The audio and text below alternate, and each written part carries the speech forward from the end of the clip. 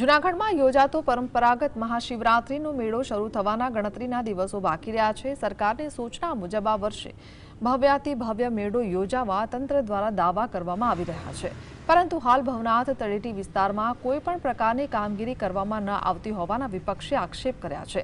વિપક્ષે સવાલો કરતા કહ્યું છે કે અન્ય ક્ષેત્રના સંચાલકો, ઉતારા મંડળ અને સેવાભાવી સંસ્થાઓને લાઇટ મંડપ સહિતની સુવિધા આપવા તંત્ર દ્વારા દાવા કરવામાં આવ્યા હતા, છતાં સત્તાવાર જાહેરાત હજુ સુધી થતી નથી, જેના કારણે સેવાભાવી લોકો મૂંઝવણમાં મુકાયા છે।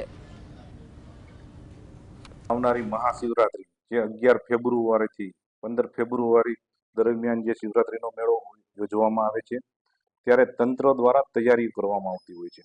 દર વખતે જે તંત્ર દ્વારા તૈયારી કરવામાં આવતી હોય છે, એના ભાગરૂપે આ વખતે પણ તંત્ર દ્વારા તૈયારી કરવામાં આવશે। અને વાત રહી રોડ રસ્તાની, તો રોડ રસ્તાની પણ કામગીરી પૂર્ણ થઈ ગઈ છે।